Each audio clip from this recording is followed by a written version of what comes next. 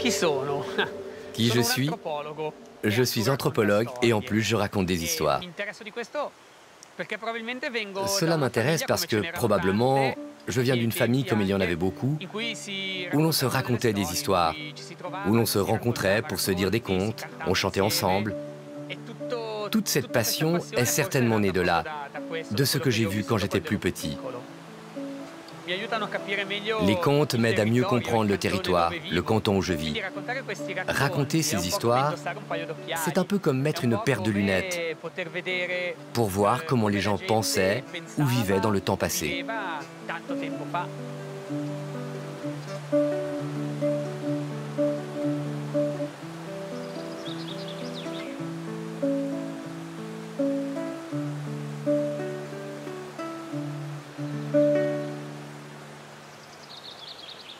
Il Tonio era il musicista più bravo di tutta la regione.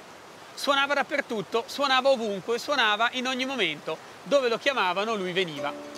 E fu proprio di ritorno da uno di questi concerti che il Tonio, mentre risaliva il sentiero che portava all'Alpe dove aveva cascina, incontrò in una radura dei Folletti. E i Folletti gli chiesero di suonare per lui e naturalmente il Tonio acconsentì. E suonò tutta la notte, tutto il suo repertorio. All'alba, esausti, i Folletti chiesero al Tonio se volesse la fortuna o la bellezza. Il Tonio si disse che di fortuna con il suo strumento, ne aveva in abbondanza. La bellezza invece, quella non ce l'aveva perché dalla nascita si portava una grossa gobba sulla schiena e così chiese la bellezza. E si ritrovò, in men che non si dica, con una schiena perfettamente dritta.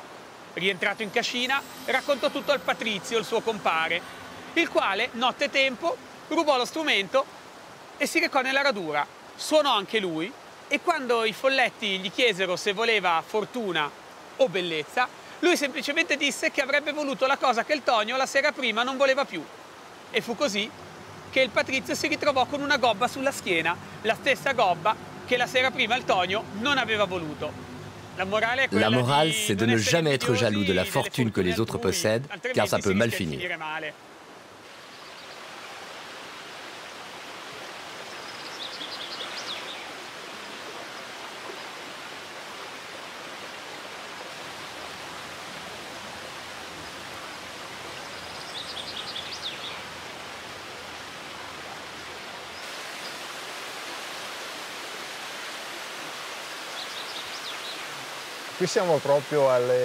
Ici, nous sommes aux origines de la Breggia, à sa source. Et on y ressent cette force fondamentale de l'eau. Ça ressemble à un ruisseau, mais la Breggia a creusé toute la vallée de Muggiu. Cette vallée, ces lieux, sont vraiment sauvages. Et nous avons pour eux un attachement très fort que nous souhaitons transmettre en faisant des visites.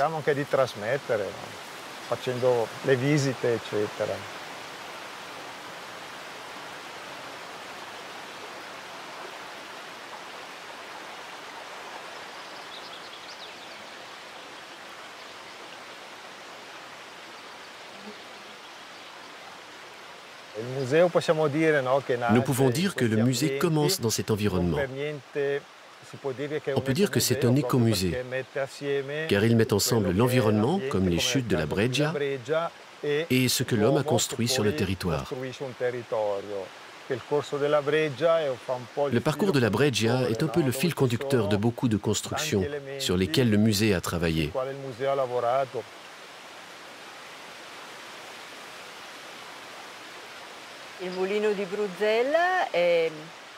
Le moulin de Brusella se situe pratiquement à la confluence de la Breggia, de la vraie naissance de la rivière et de son cours principal. Le moulin, c'est le premier objet que nous avons restauré en 1986. Il a recommencé à moudre quand les restaurations ont été finies et maintenant cela fait une vingtaine d'années. C'est devenu un point de référence important pour la population.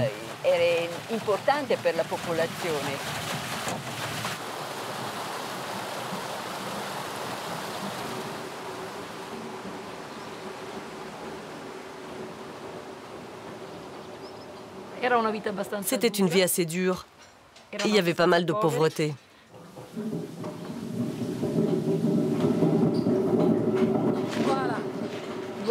Les hommes émigraient pour chercher du travail.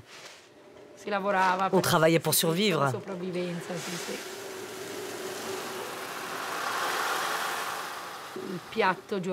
Le plat quotidien, c'était la polenta. De la polenta chaude à midi, de la polenta réchauffée le soir. Le matin, pour le petit déjeuner, de la polenta froide, coupée comme des tranches de pain.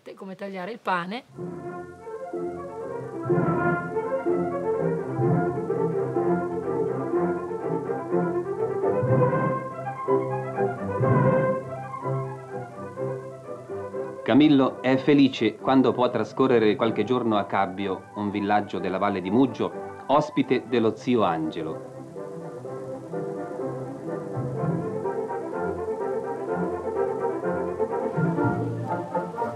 È felice soprattutto perché può scendere al vecchio mulino a macinare il grano turco che servirà per cucinare un'ottima polenta. Nella gerla ha posto il suo sacco con 15 kg di buon grano. Lo zio Angelo già lo attende. Camillo fra poco diventerà un bravo mugnaio.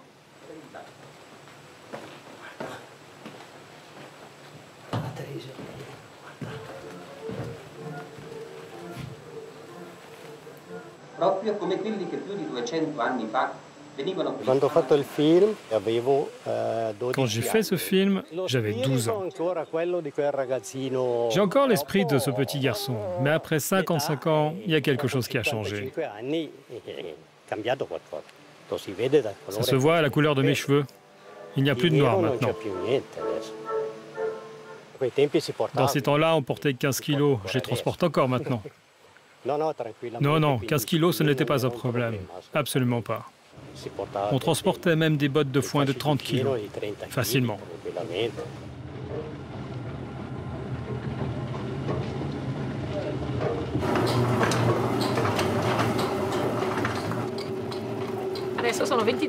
Maintenant, ça fait 22 ans que je m'occupe de ce moulin, depuis qu'il a été rénové par le musée. Pour le moment, c'est en croissance. Cette année, nous en sommes à 18 tonnes de maïs qui sont moulues ici.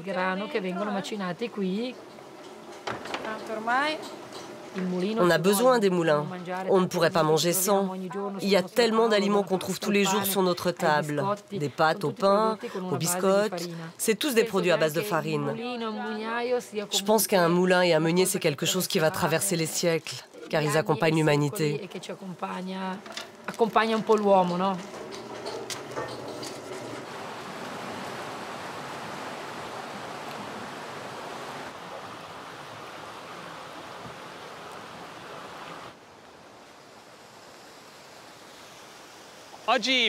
Aujourd'hui, on pense au conte comme un divertissement pour les enfants.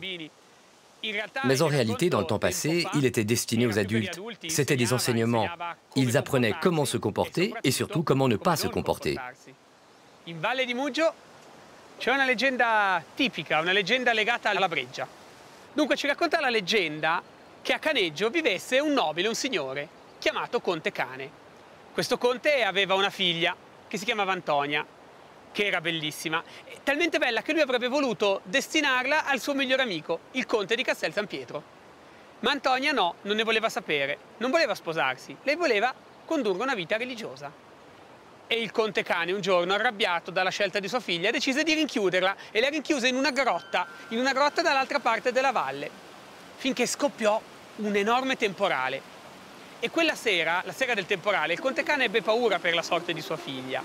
Il giorno dopo, ritornato il bel tempo, mandò un servo alla grotta e quando questi entrò, di Antonia non c'era traccia.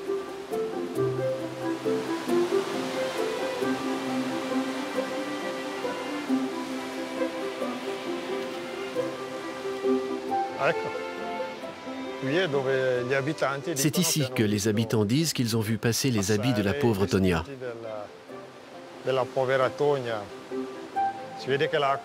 On sait que quand il y a des orages, les grottes et les cavités se remplissent d'eau. Et toute cette eau a transporté les habits, ou ce qui restait de la pauvre Tonia.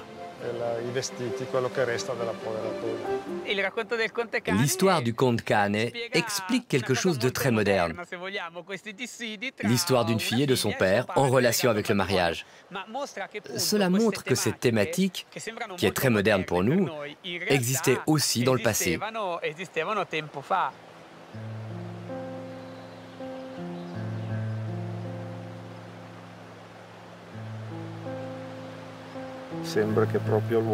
Il semble que le propre de l'homme, c'est que quand les difficultés sont grandes, il s'implique avec encore plus d'efforts. Ici, on le voit bien. L'homme, face à des conditions difficiles, a eu la volonté de faire des choses magnifiques, belles à voir.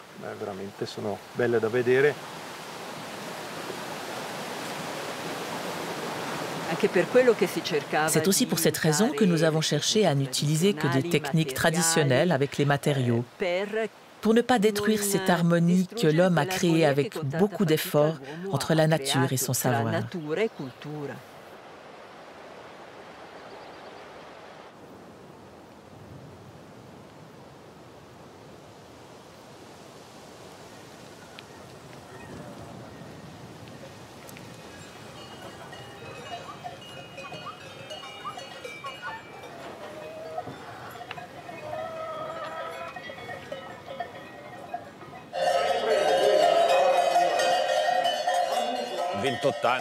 J'avais 28 ans. La vie te fait parfois des farces que tu comprends pas, mais ça me plaisait déjà. Après, on s'est dit, bof, tentons et voyons comment ça marche. Et voilà, ça m'a plu, à ma femme et à mes enfants aussi. On est ici toute l'année. Pour être dur, c'est dur, hein, vraiment, parce que les enfants, je dois les amener à l'école en bas, puis après, il faut les ramener ici. Et puis en hiver, avec la neige, la glace, je vous dis pas. Hein.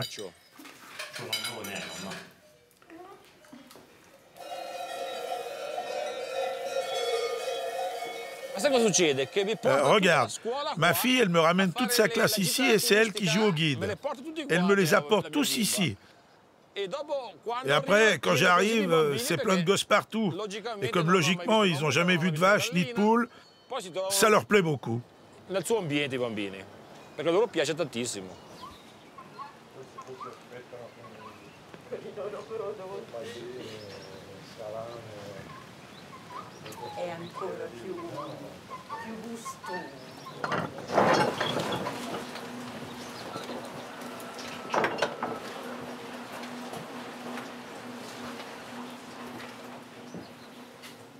Tieniti bene perché questa è profonda. Nous avons pu voir une glacière encore utilisée. J'y ai vu des grosses bassines en cuivre posées sur la neige avec dedans 30 ou 40 litres de lait. Ces édifices servaient exclusivement à la conservation du lait. Comme il était difficile dans cet environnement d'avoir un lieu avec une température froide, les glacières répondaient à cette nécessité. La nevera risponde un po' a questa necessità.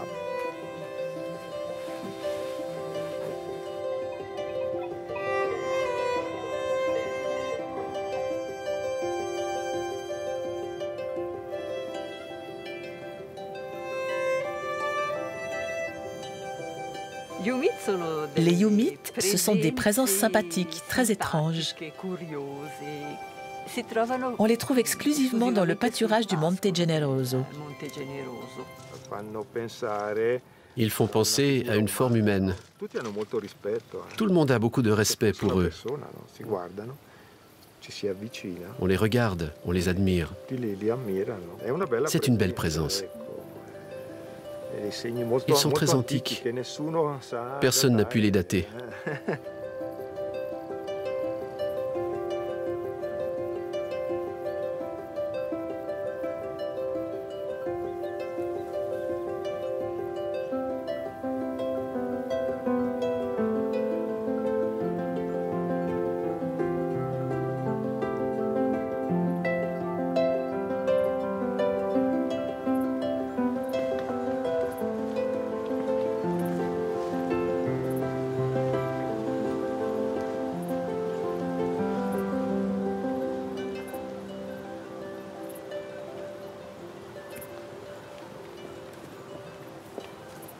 Buonasera. Buonasera. Guarda chi che c'ha, tutta lasciamo. Sono a disturbare. Perché la sigla non si fa mai vedere, no? Già finita, Munch. Ah, io mangio tardi stamattina, Ah, allora aspetto. Sta mangio mia. Ah, ecco. Stamattina ero tardi. Stamattina? E allora fai a modo una mattina? E dopo il mondo domani mattina. Ah, ecco, ecco. E comincia a fare il solito curolino. È venuta su a portare la spesa dalla... Sì. Silvia, mi ho uscito con un bolletta. Ma no, dai, grazie, grazie, ma sarà.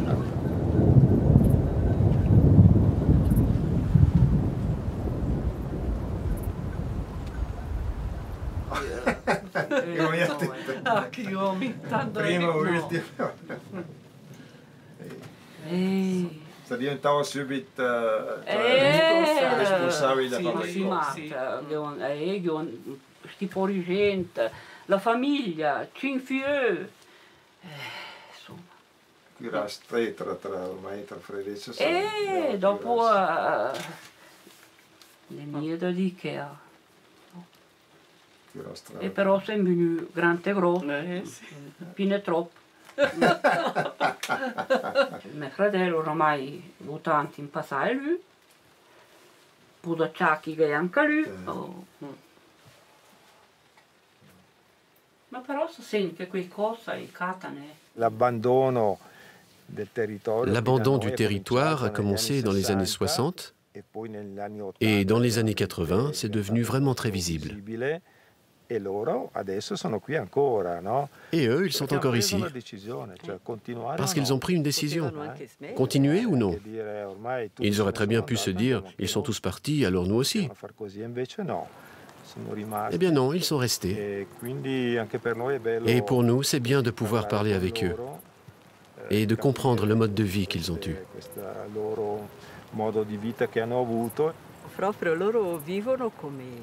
Eux, ils vivent comme on vivait, je ne sais pas, comme vivaient mes grands-parents, et même d'une façon encore plus antique. Ils ont toujours fait cette transhumance avec les animaux, avec les chèvres.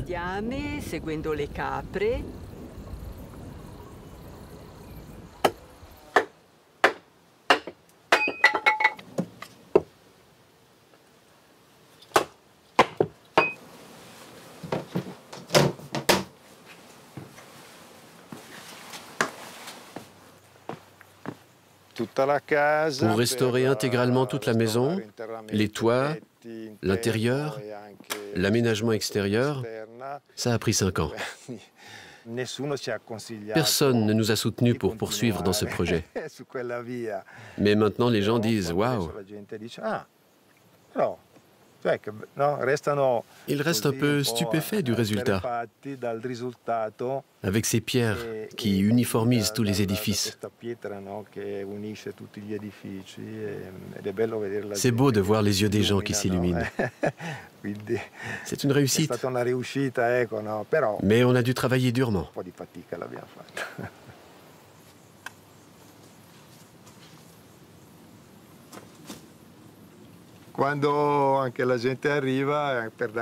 Quand les gens viennent pour leur donner une idée de comment était notre maison, on leur dit « Va regarder la maison voisine de la nôtre et tu verras qu'elle était pratiquement comme ça. »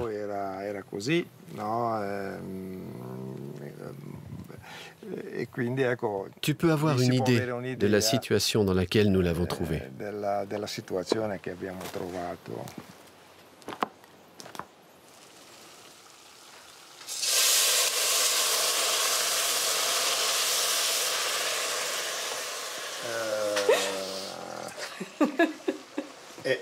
È vuoto.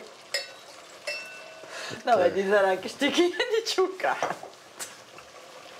No, basta. No.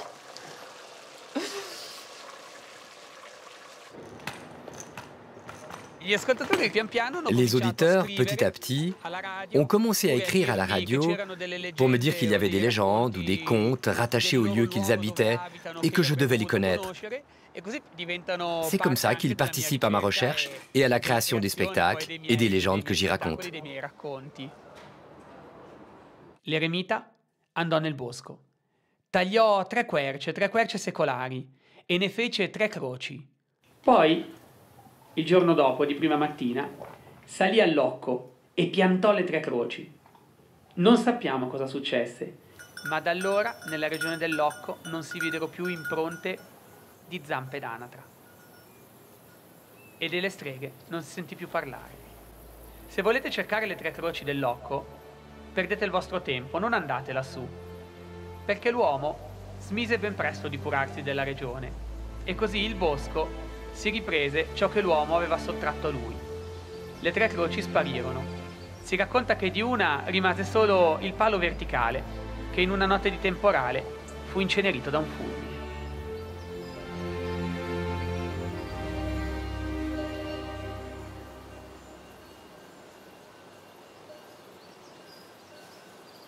Il semble que c'est devenu une forêt dense, très fermée, après l'abandon du village.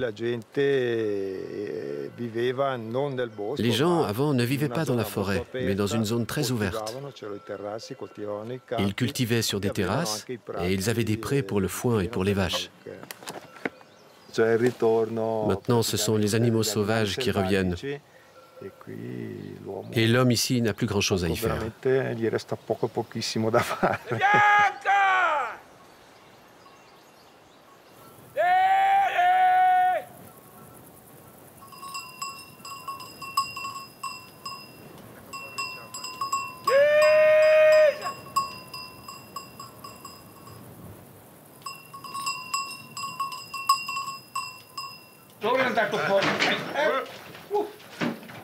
Vai fuori. Adesso quasi fuori tutti, eh? Adesso che poi puoi fotografare quello che vuoi. Ecco. Sì, vai adesso, vai. Papà sta qui stamattina ti diceva che facevi con... Ma certo. Prima di tutto, che dovevi una gran distanza, ti dovevi innamorare della montagna, non te mia qui. Questi miei qui, guarda. No. Ti sei innamorato della montagna? Ti dovessi innamorare di una questa bici in montagna, fatto io in mia. No. Perché ti sei uscito dal 80, no? Prima volta sì, 80. Ecco.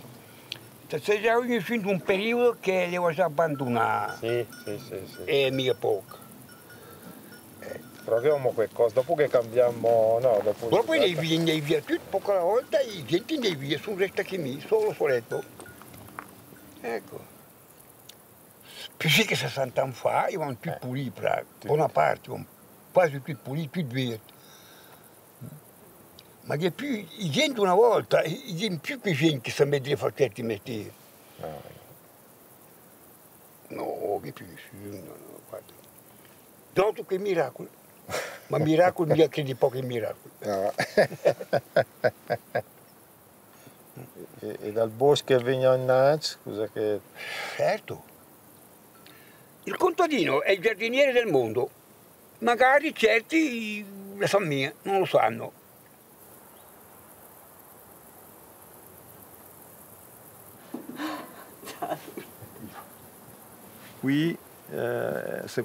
Ici, si on regarde en bas, on le voit, c'est comme si la forêt remonte. Je suppose que dans une vingtaine d'années, ce paysage sera très très différent.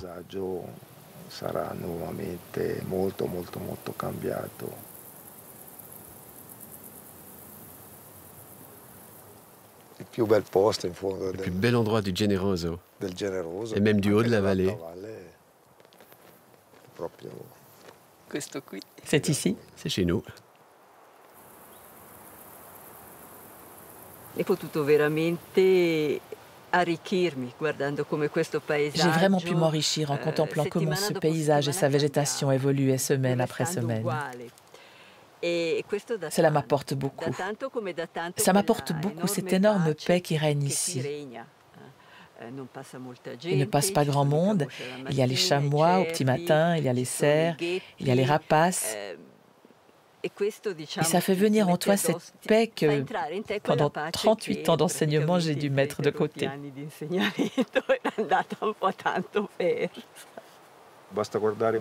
Il te suffit de regarder quelque chose qui bouge, une lumière qui change. C'est toute une manière de voir et qui me fait comprendre qu'il est important, quand tu es dans un paysage, dans un territoire, qu'il faut y rester, rester et encore y rester. C'est ce que je cherche à transmettre aux gens. Arrêtez-vous, ne courez plus. Arrêtez-vous un instant, asseyez-vous, Peu importe de faire des kilomètres et des kilomètres. C'est aussi un voyage de la tête. C'est comme si tu lâches prise. Et puis la tête commence à raisonner, à penser les choses différemment que lorsqu'on est dans la plaine.